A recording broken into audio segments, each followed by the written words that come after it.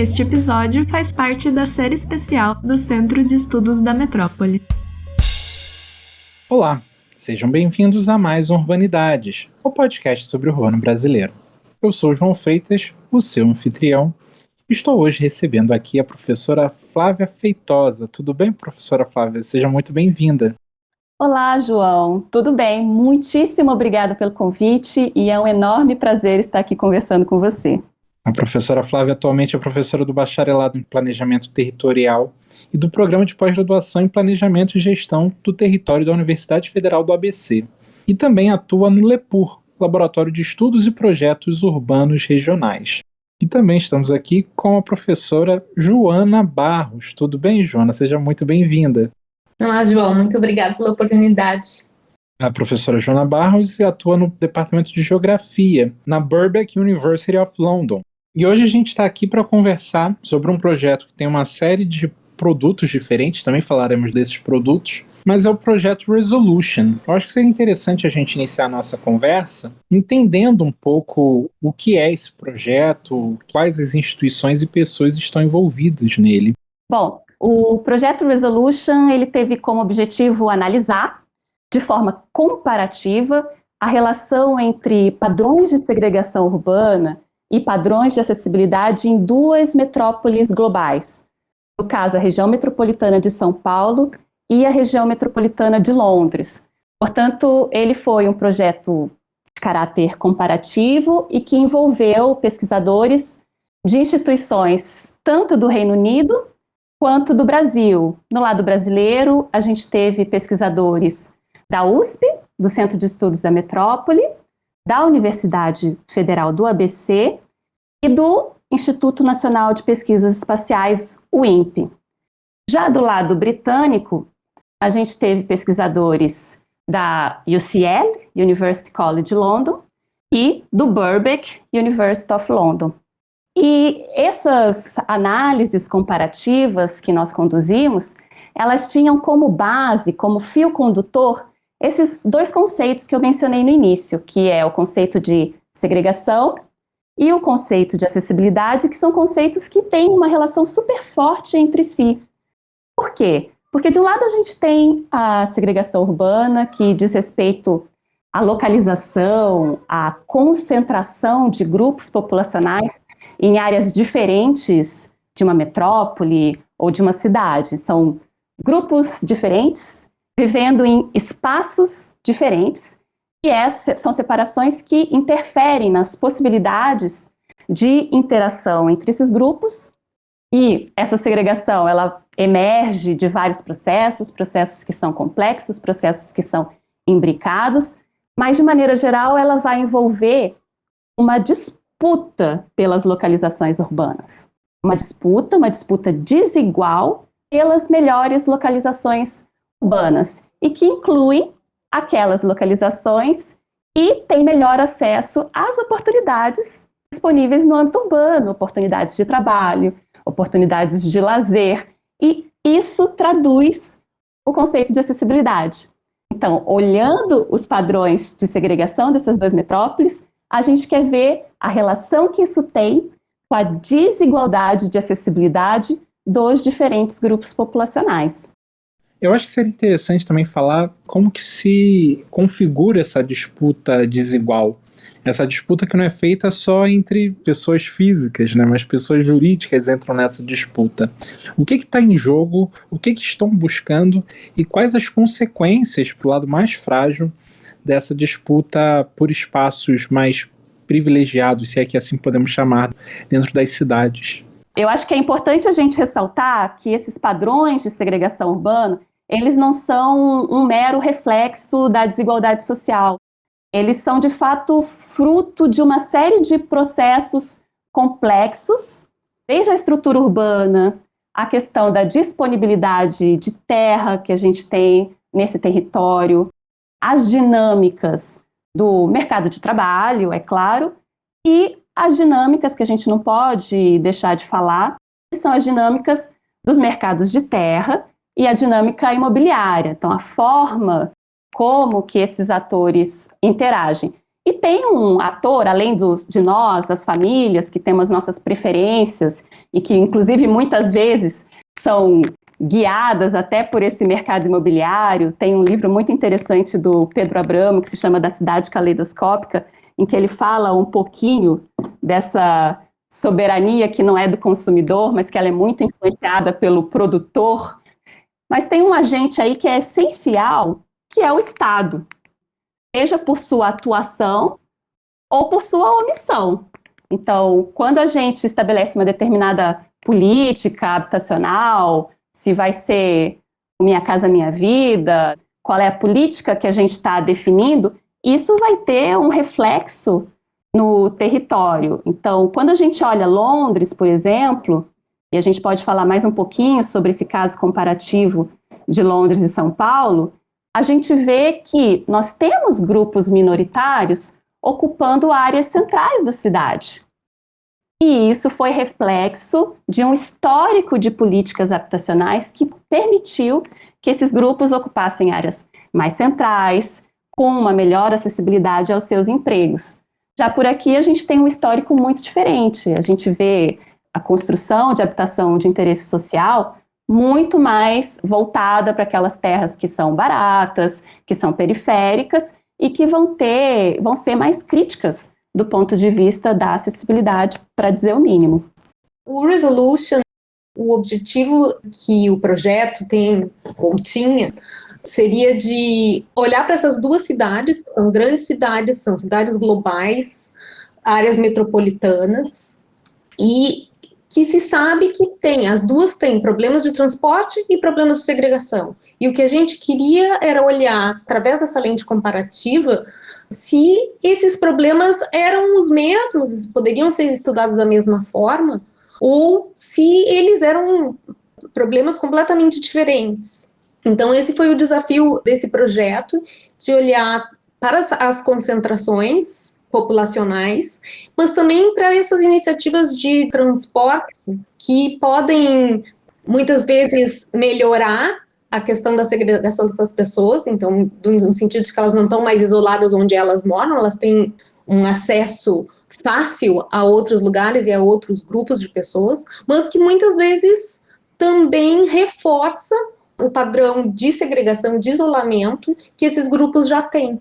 Então, era essas grandes questões dentro desse projeto, e de tentar entender como essas duas cidades se comparavam. Se era possível entender esses processos e esses padrões através da mesma lente, da mesma perspectiva teórica e metodológica. Perfeito, perfeito. A gente gosta muito de ouvir sobre esses desafios. Esse artigo que a Joana mencionou é o Uneven Geographies, Exploring the Sensitivity of Spatial Indices of Residential Segregation. Está aí no Environment Planning B. E é um artigo que explora justamente esses desafios metodológicos. Eu acho que a gente podia falar um pouquinho sobre as diferenças entre essas cidades.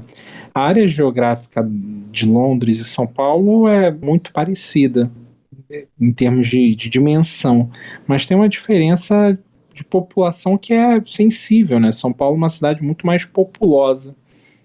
Eu queria ouvir um pouco sobre os índices, digamos, índices que foram úteis para as pesquisas de vocês, que fazem uma relação entre área e população, e que, talvez não entrando, né, na questão matemática disso, mas tentando explicar por que era importante definir essa área de estudo a partir dessa relação de área em relação à população.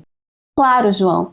A questão dos índices de segregação é menos o volume da população, e o que é mais crítico nesses casos, na verdade, é mais a composição da população, digamos assim, a proporção de cada grupo populacional. A gente tem dois grandes grupos de medidas de segregação. O primeiro grupo, que inclusive inspira o nome desse artigo, porque é Uneven Geographies, porque é a dimensão que a gente chama de evenness, que vai tratar do equilíbrio da localização dos diferentes grupos. É como se eu tivesse que localizar os grupos de forma bem equilibrada para estabelecer que aquilo é a segregação mínima. Ou seja, se eu tenho 60% do grupo A e 40% do grupo B na metrópole como um todo, eu deveria então ter 60% do grupo A e 40% do grupo B em cada vizinhança da metrópole, para ter então uma situação de maior integração, digamos assim. É nisso o evenness. E existe um outro aspecto que a gente também mede, que não é tratado nesse artigo, mas nos nossos trabalhos a gente também usa, que é uma segunda dimensão, que é a questão da exposição e do isolamento. Aí ela diz respeito ao contato potencial que você pode ter com outro grupo, a chance de encontrar alguém de outro grupo. E aí, nessa dimensão, faz toda a diferença a questão da proporção do grupo, dessa composição populacional. Por quê?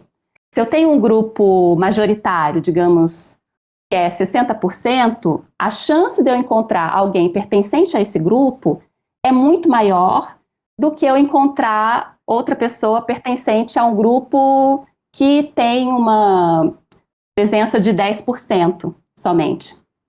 Então, nesse artigo, o Uneven Geographies, a gente se ateve a 2 indicadores do primeiro aspecto que eu falei, que é esse do equilíbrio da distribuição dos grupos populacionais. E tem o primeiro indicador, que a gente chama de dissimilaridade, ele é muito mais suscetível a essa abrangência geográfica, mas muito mais porque essa abrangência geográfica está relacionada a uma determinada composição populacional da metrópole como um todo.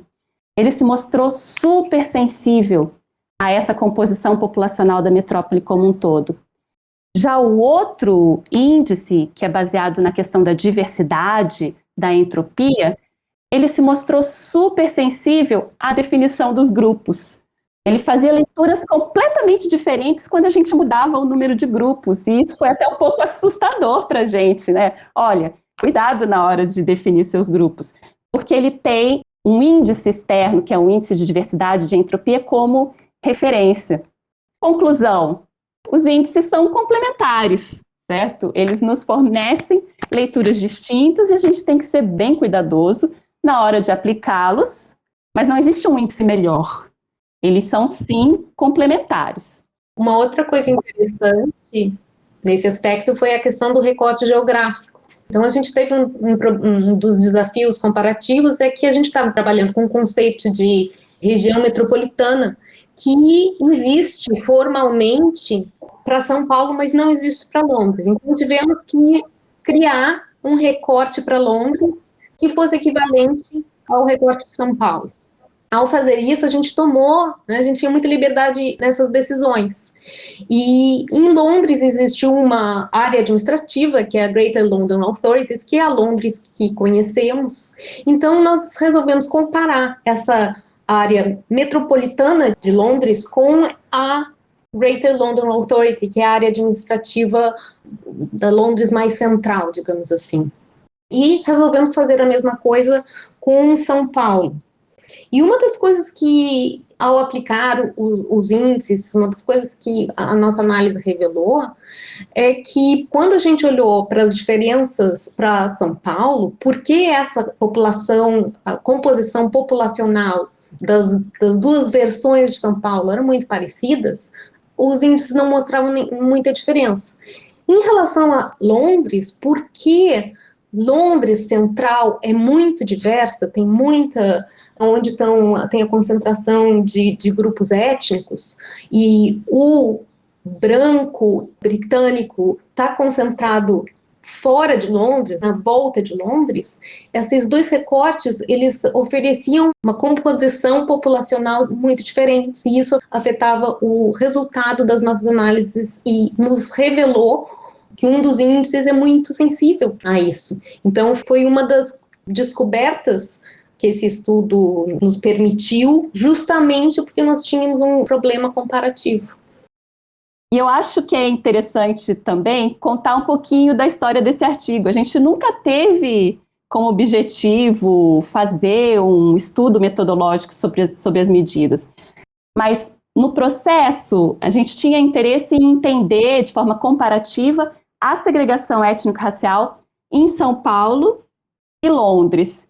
E a parte metodológica foi ficando tão grande, a gente começou a ver que as medidas eram sensíveis a esses aspectos, a gente começou a ver que ia ter problema, que a gente precisava explicitar isso, que a gente precisava contar isso para as pessoas, que elas precisam tomar cuidado. É bem comum ver na literatura que uma dessas, assim, ver escrito nos artigos que uma dessas medidas que a gente analisou é a mais adequada para se analisar a segregação, quando a gente viu que era justamente a que era mais sensível à escolha dos grupos populacionais.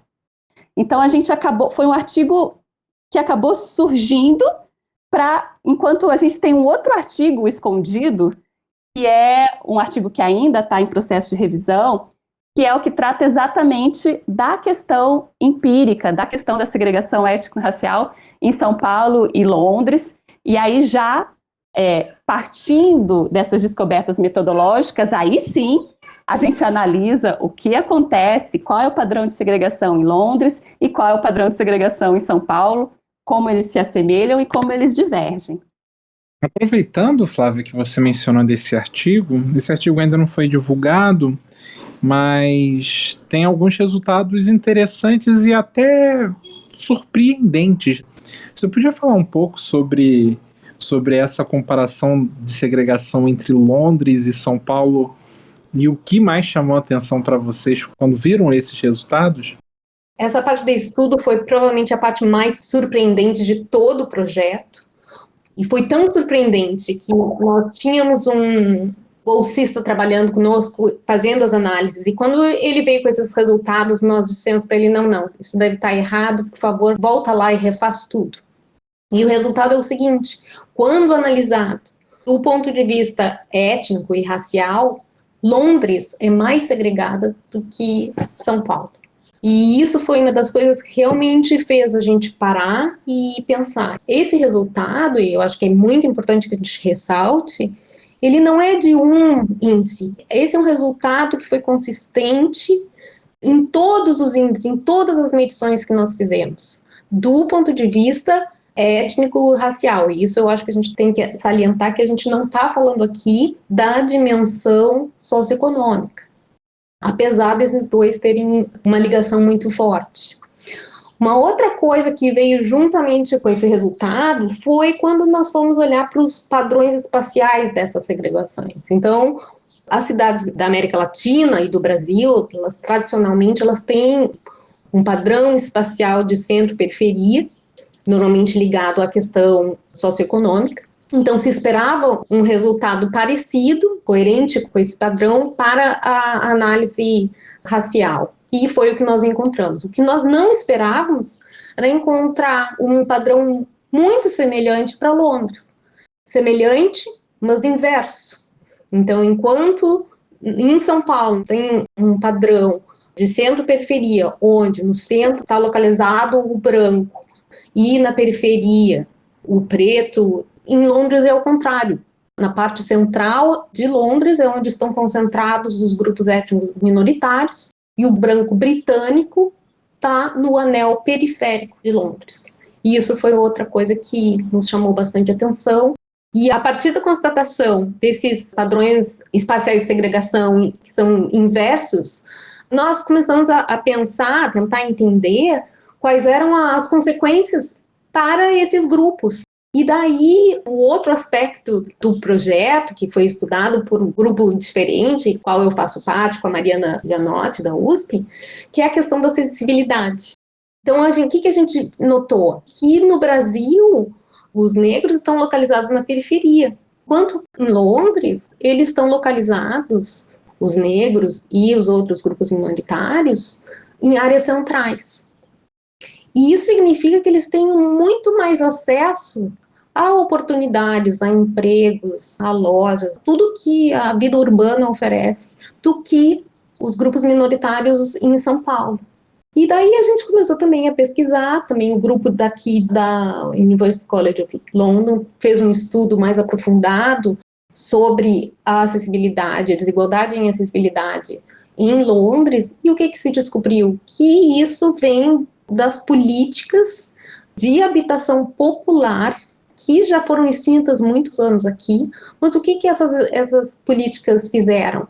Elas criaram habitação popular em áreas centrais de Londres. E apesar desse programa não continuar, a presença desses grupos continua no interior de Londres. Então, esses grupos, apesar deles também serem segregados, eles estão num lugar muito mais privilegiado. Então, a localização é muito importante. Então, isso foi uma das coisas que foi bem interessante para a gente se dar conta de que nós fizemos todas essas medidas, mas aí quando a gente olha para a localização e para as vantagens relativas dessa localização, existe uma diferença muito grande da maneira como esses grupos experienciam a cidade e sofrem ou não sofrem pela questão da segregação. Deixa eu ver se eu entendi, então. Londres, os resultados mostram que Londres é mais segregado que São Paulo, mas a segregação em São Paulo é mais danosa, mais prejudicial do que em Londres? Exatamente, João. Então, embora os níveis de segregação, quando a gente mede, sejam mais intensos em Londres, o padrão espacial dessa localização dos distintos grupos étnico-raciais é mais perverso em São Paulo. E por que, só detalhando um pouquinho o que a Joana descreveu, por que Londres tem esses níveis mais acentuados? Se a gente for olhar as duas metrópoles, nas duas, a gente tem uma presença majoritária de brancos, que no caso de Londres a gente especificou como os brancos britânicos, eles são os mais privilegiados. Só que em Londres, enquanto a gente vê nas duas metrópoles a presença de brancos em toda parte, isso a gente consegue ver, porque quando você tem um grupo majoritário, de cerca de 60%, é natural que ele esteja mais presente, né, em todas as partes do território. Só que o padrão de isolamento do branco britânico, ele é bem mais definido do que o do branco de São Paulo. Os brancos britânicos, eles vão se localizar naquelas regiões periféricas, os subúrbios de casas mais espaçosas, áreas mais verdes, mas são áreas que têm fácil acesso a escolas e serviços, porque elas estão bem conectadas com as áreas centrais, por meio de um sistema de transporte que é eficiente. Ele pode até ser caro, ele é caro o sistema de transporte em Londres, mas ele é eficiente. Já os outros grupos em Londres, grupos minoritários, eles vão ocupar essas áreas mais centrais. No caso de São Paulo, o isolamento dos brancos, ele é mais difuso, sabe, João? Ele não tem um padrão tão claro. As áreas centrais de São Paulo são brancas, que são essas áreas que correspondem às áreas mais ricas. Agora, as áreas periféricas, elas são umas misturas de brancos e negros, com algumas áreas predominantemente negras. Então, o que se destaca em São Paulo é a ausência dos negros nas áreas centrais. Os negros são mais isolados do que os brancos. E essa localização dos negros vai coincidir com as áreas mais carentes, periféricas, com menor acessibilidade a emprego, às oportunidades. Então, diferente do grupo minoritário de Londres, que está no centro, o nosso grupo minoritário está nessas áreas periféricas e menos acessíveis. Você sabia que o Urbanidades é apenas uma das iniciativas do Urban Data Brasil? Para acompanhar notícias sobre o cenário urbano brasileiro e receber divulgações de atividades acadêmicas, acesse a nossa página no Facebook, Urban Data Brasil, o banco de dados bibliográfico sobre o Brasil urbano. E se você está gostando desse episódio, não se esqueça de compartilhar. O Urbanidades está em todos os agregadores de podcast. Estamos também no Instagram e no Twitter. Confira o endereço para as nossas páginas na descrição do episódio. Agora voltando para a entrevista. Eu acho que vale também a gente falar um pouco mais de São Paulo e aproveitar o gancho do capítulo do livro que saiu recentemente, né? O capítulo que é de autoria da Flávia e da Joana, mas também do Eduardo Marques e da Mariana Gianotti, que já foram entrevistados aqui no Urbanidades, que é o Measuring Changes in Residential Segregation em São Paulo, nos anos 2000. Saiu agora pelo Urban Socioeconomic Segregation and Income Inequality, um livro da UBS. E o capítulo está disponível gratuitamente, então a gente vai deixar o link também na descrição do nosso episódio. Eu queria também, já que esse capítulo foca tanto em São Paulo, eu queria falar um pouco sobre essa questão que é muito marcante em São Paulo, da divisão entre centro e periferia, e os fatores econômicos que também reforçam essa segregação residencial. Exatamente, João. Esse capítulo ele também é comparativo, de certa forma, só que uma comparação temporal. Ele vai comparar os padrões de segregação socioocupacional, aqui a gente muda os grupos populacionais, a gente trabalha com grupos socioocupacionais, compara o padrão de segregação socioocupacional de 2000 com o padrão de segregação socioocupacional de 2010, tentando verificar o que mudou nesse período. E aí você falou, nós também falamos, da questão do padrão centro e periferia. De fato, o padrão de segregação em São Paulo e nas outras metrópoles brasileiras, a gente vê que historicamente se produziu esse padrão centro-periferia, que a gente tem o grupo privilegiado, a elite no centro, bem equipado, e o grupo menos privilegiado, os mais pobres, nessa periferia distante, e aí historicamente a gente via que era uma periferia de casas autoconstruídas, em assentamentos precários. Só que com o passar do tempo, embora esse padrão seja bem resiliente, o que a gente observa nas metrópoles é que há algumas décadas esse padrão vem mudando, ele vem se tornando mais complexo. Por quê? Porque a gente mudou bastante no Brasil nessas últimas décadas, desde a redemocratização, a gente teve, enfim, o ativismo político agora se reivindica por melhores condições habitacionais desde a redemocratização, a gente teve uma estabilidade econômica, a gente teve melhoria de políticas sociais e com isso, ao longo do tempo, teve uma maior presença do Estado na periferia. Então, não é mais aquela periferia necessariamente esquecida. Então, a gente tem parte dessa periferia que é relativamente bem atendida pelo espaço. Então, essa expansão lenta, porém contínua, das políticas públicas e serviços em áreas periféricas. Uma periferia cada vez mais heterogênea. E, além disso, um outro fenômeno também, que é o fenômeno dos condomínios fechados, que também começaram a se proliferar na periferia. Então, agora não é mais aquele padrão estático, né? Centro e periferia, a gente ainda vê essas diferenças, ainda é um padrão resiliente, mas atualmente muito mais complexo, com muito mais nuances, especialmente na periferia, que é muito mais heterogênea do que um dia foi. E por que vocês optam por chamar de segregação residencial, ainda que essa não seja somente uma segregação, digamos, estática, né? Que envolva também a relação de mobilidade, de transporte? Por que optam por segregação residencial e não o já tão batido e debatido segregação espacial? É uma ótima pergunta, João, porque tem nuances nisso aí também. A gente está medindo aqui a localização residencial das famílias, digamos assim, classificadas de acordo com o grupo populacional. Então, a gente analisa a localização da residência e, por isso, a gente especifica a segregação residencial. Segregação espacial é algo mais amplo e também é uma frente de trabalho nossa, minha e da Joana. A gente, inclusive, tem uma aluna que a gente orienta juntas, a Flávia Lisboa, que está analisando a questão dos espaços de atividade. Porque a gente não fica só nas áreas onde a gente mora. A gente também tem os outros espaços onde a gente circula no espaço urbano. A gente trabalha, a gente estuda, a gente tem momentos de lazer. E a segregação também se percebe nesses espaços. A gente fez alguns experimentos comparando segregação residencial em São Paulo e Londres com a segregação dos espaços de trabalho, por exemplo.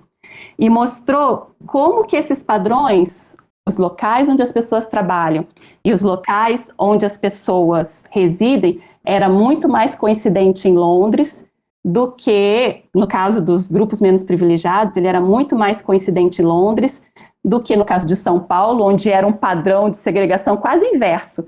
A segregação dos espaços de trabalho e a segregação dos espaços de residência das ocupações elementares, que a gente identificava então, ele era um padrão invertido.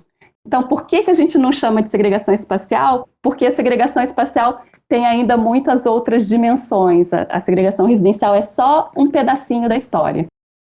Apesar de ser só um pedacinho, como a Flávia falou, é um pedaço importante. Por quê? Porque a questão da residência, que é o ponto de partida da vida cotidiana de todos nós, e é onde nós temos acesso a serviços, nossa qualidade de vida é muito definida por onde a gente mora.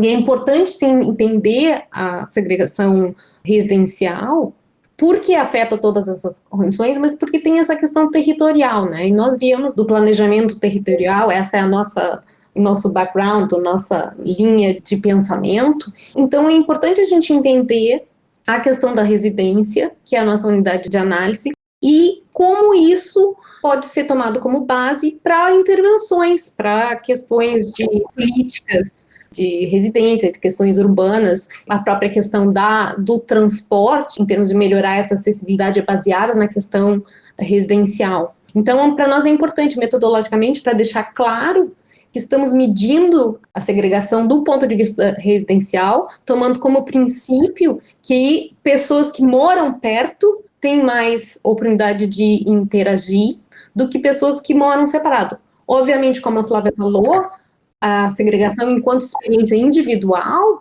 ela vai depender de todos os espaços urbanos que uma pessoa navega ou frequenta durante a vida cotidiana. Então, onde trabalha, onde se faz compras, qual é o supermercado que usa, qual é a escola que as crianças frequentam, a universidade onde se estuda, todos esses lugares onde se interage com outras pessoas e com outros grupos vai definir o grau de interação e de diversidade que a gente tem do ponto de vista individual. Nossa, muito bom, muito bom. Vocês comentaram que esse também é um capítulo comparativo, se não espacial, mas cronológico, temporal. Gostaria de ouvir também o que mudou em São Paulo de 2000 para 2020. Pois é, João, se a gente for parar para pensar o que aconteceu na década de 2000, foi um período de crescimento econômico, estabilidade, uma certa diminuição das desigualdades, se a gente pega os índices de desigualdade. E a gente queria saber os reflexos disso no padrão de segregação. Será que diminuiu a segregação nesse período? E o que as nossas análises revelam é que não. São Paulo, que já tinha uma estrutura socioespacial extremamente hierárquica, o que eu quero dizer com isso? Quanto maior a distância social entre as classes, maior a distância física. Isso não apenas se manteve, como se acentuou nesse período. Então, os índices de segregação aumentaram nesse período, não foi muito, foi um leve aumento, mas foi uma tendência de aumento. E qual índice que teve o maior aumento? Exatamente aquele que revela o isolamento da elite. A elite, que é o grupo mais isolado, já era, não só manteve, como aumentou o seu isolamento em relação aos demais grupos. Ou seja, enquanto a periferia vem se tornando mais heterogênea, essas áreas centrais, essas áreas da elite, vêm se tornando mais homogêneas, com uma menor presença dos mais pobres. Esse capítulo, para mim, ele é um artigo muito importante, porque ele ilustra a importância da gente medir a segregação de uma maneira rigorosa. Por quê? Porque normalmente se pensa na questão da segregação socioeconômica como uma consequência, digamos, natural das desigualdades sociais que temos no Brasil, como existem em outros lugares também. Mas esse capítulo, ele foca numa fase do Brasil onde havia uma grande melhora da qualidade de vida, da questão econômica. Então, a gente está olhando num momento de crescimento econômico e de melhoria social dentro do país. E o que se espera num momento desses? Que a segregação vai diminuir. Então, esse artigo nos mostrou que não é o caso. Então, a mudança do padrão e do nível de segregação, ela não é uma consequência natural. Ela vem de uma coisa muito mais intrínseca dentro da sociedade, da maneira como as pessoas se comportam. Então, de fato, revelou que a elite está mais segregada do que antes. Então, nesses 10 anos que se analisou, houve um aumento do índice de isolamento das elites, e isso também acho que é importante que se faça e se ressalte, porque quando se fala em segregação, normalmente a gente pensa quem é que é segregado. Os grupos minoritários são os pobres, as pessoas que estão na periferia, mas os mais segregados são a elite. E daí vem um pouco do que a Flávia falou, da questão das escolhas dos lugares, das disputas pelos lugares. Então, quem é que pode escolher onde mora e como eles vão escolher onde mora? E aqui eu também devo dizer, não existe nada de errado de querer estar cercado e viver cercado dos seus, das pessoas que são dos nossos grupos, são os nossos amigos. Isso é uma coisa natural do ser humano. O que acontece, de um nível urbano, sistêmico maior, é que onde um grupo é privilegiado e pode fazer todas as escolhas, tem um outro grupo que automaticamente não pode fazer essas escolhas, que vai ficar relegado ao que sobrar. E esse é um dos problemas. Quando esse tipo de dinâmica ela coincide com outras dinâmicas, que daí vem a questão da acessibilidade e a questão de serviços, até mesmo isso, coleta de lixo, água, esgoto. Quando essas coisas todas se concentram e a pessoa tem alguns que estão privilegiados e que têm tudo e os outros estão num lugar mais afastado, estão isolados, não têm a interação e ainda não têm acesso a todas essas coisas, daí a segregação passa a ser um problema muito maior. E é isso que a gente encontra. Então, a grande lição desse artigo, para mim, é que se num momento onde a sociedade e a economia estavam melhorando, se nós temos um aumento de segregação, imagina o que acontece quando isso não está acontecendo. Então, estamos aguardando que tenha o próximo censo para a gente pegar os dados e continuar esse estudo e olhar o que aconteceu nos próximos 10 anos, com um pouco de medo, que se enquanto teve crescimento, aumentou também a segregação. Imagina quando tem um aumento de desigualdade da qualidade de vida da população, o que não vai acontecer com a segregação? O que realmente isso nos diz? Que a segregação urbana, residencial, ela não vai desaparecer sozinha. O que nós precisamos são políticas públicas que tenham como meta ativamente diminuir a segregação. E isso é uma coisa que ainda não temos. Então isso, assim, é uma das grandes, eu acho, lições que vem desse artigo. E por isso mesmo a gente está tão feliz que esse artigo é um artigo que está aberto, né, que ele é disponível gratuitamente, e a gente espera que as pessoas possam ler e entender, porque eu acho que ele tem uma mensagem muito, muito importante.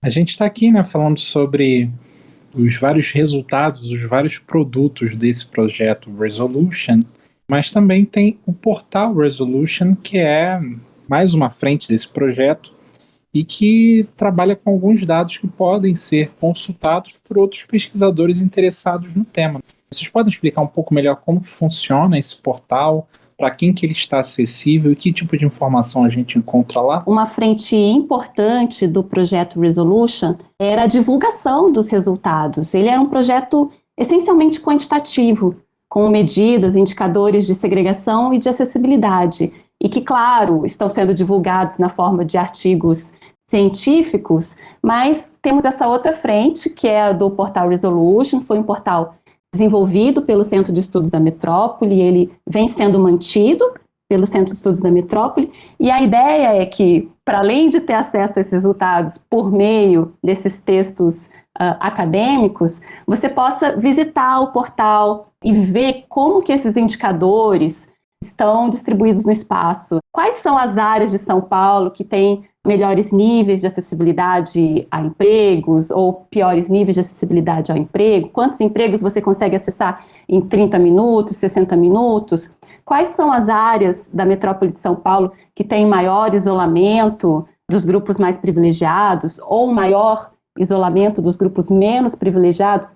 Ou, quiçá, quais são as regiões de São Paulo em que esses grupos apresentam alguma exposição entre si, exposição no sentido físico, geográfico. Então, tudo isso as pessoas podem encontrar no portal Resolution, podem navegar pela metrópole, ver o nível de segregação e acessibilidade do seu bairro, e se quiserem também baixar os dados para fazer outras análises, para cruzar com outras variáveis que porventura tenha, isso também é possível. É só para salientar que esse portal está disponível para toda a população, né? Não só para pesquisadores. A gente até entende que talvez, devido à complexidade desses indicadores, talvez não seja tão acessível para a população em geral, mas eu acho que esse entendimento, esses dois conceitos com os quais nós trabalhamos, que é da segregação e da acessibilidade, são coisas que são muito presentes no nosso dia a dia, de todas as pessoas. Então, qualquer pessoa com internet que quiser entrar no portal para ver como o seu bairro, se é mais segregado, se é menos segregado, se tem mais acessibilidade, se tem menos acessibilidade, ou para discutir isso com a sua comunidade, com a sua família, com seus amigos. Então é um lugar onde isso está aberto e que a gente espera que gere pelo menos um pouco de debate e também de consciência sobre essas diferenças na metrópole. Então,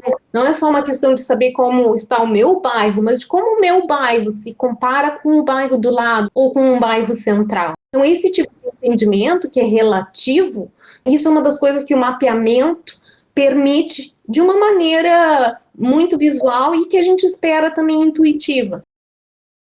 Vocês comentaram durante a entrevista que muitos dos dados que vocês utilizaram são os dados que são produzidos pelo IBGE, pelo censo, que no caso o censo do Brasil é feito pelo IBGE e o de Londres, no Reino Unido, é feito por outra instituição. E a gente está num momento muito complicado em que essa pesquisa do censo talvez não ocorreu esse ano, talvez não ocorra no próximo ano. E eu queria ouvir também de como foi importante para vocês utilizarem esses dados que estão disponíveis e qual o impacto, qual o tamanho do dano da eventualidade de não termos o censo no próximo ano. Esse é um ponto muito importante, João. Para nós, o censo do IBGE foi totalmente essencial. E como uma pesquisadora brasileira trabalhando no exterior, eu acho que é importante que eu dê meu testemunho sobre a qualidade desses dados. Então, muitas vezes aqui, quando se fala em estudos com países como o Brasil ou outros países em desenvolvimento, as pessoas assumem que nós não temos dados de qualidade. E esse não é o caso do Brasil, ou não era o caso do Brasil. Então, durante todo o processo desse projeto, nós usamos os dados do censo e conseguimos aplicar essas metodologias de forma comparativa, de tratar São Paulo e Londres da mesma forma, graças à qualidade desses dados. Para questões da desigualdade, a gente não tem nem palavras para dizer o dano que seria não termos esse tipo de dado e não podermos dar continuidade a esse tipo de estudo. Como já comentamos anteriormente, que esse capítulo do livro, que é da Flávia, do Eduardo Marques, Mariana Gianotti e eu, o que ele mostrou? Que o aumento da segregação, o aumento do nível de segregação no momento de crescimento econômico. O que nós realmente precisamos é dar continuidade a esse tipo de estudo e ver o que está acontecendo. Se a gente não sabe o que está acontecendo, então a gente não tem como tomar iniciativas para melhorar e para intervir. Então, esse tipo de dado é absolutamente essencial e é uma grande, grande perda se o censo não continuar da maneira como está, né? A gente já sabe que tem algumas variáveis que estão em risco e isso realmente é uma perda irreparável. Só complementando a Joana, é como se a gente estivesse pilotando ou navegando no escuro e sem instrumentos, porque tudo que a gente discutiu hoje nessa entrevista é um retrato de 2010, de 11 anos atrás. E a gente não tem dados para atualizar esse estudo porque a gente precisa do censo demográfico. E quando a gente vê esses discursos, é bem comum, principalmente na área de tecnologia, e acaba sendo apropriado por alguns políticos, que eu diria até que mal intencionados, a gente vê um discurso que advoga que a gente tem que buscar fontes de dados alternativas, que a gente está na era do Big Data, dados produzidos a todo momento, mas é muito importante ressaltar que esses dados a gente tem sim que explorar, eles são importantes, mas eles não substituem os levantamentos tradicionais e, principalmente, eles não substituem o censo demográfico. É o censo demográfico que tem uma ampla cobertura do território, ele tem um espectro de variáveis riquíssimos que, não é oportunista no sentido de é o dado que tem, ele é um dado que foi estabelecido e construído e coletado, os questionários, a partir de um debate amplo com a comunidade de usuários. Tem uma definição clara de conceitos e categorias, e ele está em sintonia com aquelas questões que são consideradas relevantes para o país. Então, não podemos, de forma alguma, deixar que a defesa dos Big Data, que de fato são dados muito sedutores e tem muito potencial para a gente explorar, que isso subsidie um discurso de detrimento da coleta de dados sobre o nosso país, de diminuição da verba para a realização dos levantamentos tradicionais no nosso país, levantamentos importantes como o censo demográfico. Para complementar bem rapidamente a questão do Big Data, um dos grandes problemas dos dados de Big Data é que eles não contêm, dentro dessas bancos de dados, características socioeconômicas que nos permitam estudar desigualdades com facilidade. Então, se tem muito dado, muito detalhado sobre uma população inteira, o que não se sabe é a que grupo essas pessoas pertencem, ou a representatividade de cada setor da sociedade dentro desses dados. Então, esses são dados muito interessantes, precisam ser utilizados juntamente com os dados como o do censo, para que se possa fazer um sentido, especialmente do ponto de vista da desigualdade e dos grupos sociais. E complementando a Joana, quando a gente fala de Big Data, ele necessariamente é um dado que é por natureza tendencioso. Ele tem uma visão de urbano e uma visão de sociedade restrita, porque quando a gente está lidando com esses dados, a gente está não falando da sociedade como um todo, mas a gente está tratando de usuários e mercados. São os usuários de redes sociais, são os usuários de Twitter, são os usuários de transporte coletivo, ou seja, ele é tendencioso por natureza. E ele pode, embora super importante, a grande agenda aqui é como que a gente pode usar esses novos dados, que abrem uma série de perspectivas, em parceria com os dados tradicionais, justamente para que a gente não se encante com esses novos dados e comece a tornar invisíveis aqueles que estão fora desse mercado, né? Tornar invisíveis aqueles que mais precisam de visibilidade. A tomar como exemplo o que aconteceu durante a pandemia desse cadastro, né, das pessoas que receberiam auxílio emergencial e que estavam completamente invisibilizadas pelo governo. Provavelmente essa população, que não é pequena, também não apareceria nessas métricas do Big Data. Exatamente. É isso mesmo, a gente não pode voltar o nosso olhar a determinados segmentos e excluir boa parte da sociedade nesse processo. E isso o censo tem de positivo, ele tem uma ampla cobertura do território e da população brasileira, de fato representa a nossa população. Nossa, foi ótimo, a gente adorou poder ouvir vocês, eu acho que vocês entregaram tecido nobre para a gente tecer, costurar novas ideias, novas reflexões sobre o que é segregação urbana e como que a gente pode usar essas informações. Tenho certeza que a nossa audiência também ficou muito contente de ouvi-las. Então, em nome de toda a equipe do Urban Data Brasil e do Urbanidades, agradeço imensamente a disposição e confiança de vocês para estarem aqui com a gente. Eu é que agradeço, João, muito obrigada pelo convite, foi um prazer enorme conversar com você e poder também divulgar um pouco do nosso trabalho. Com certeza, João, muito obrigado por essa oportunidade da gente conversar e debater também, né, todas essas questões que nós estudamos no nosso dia a dia.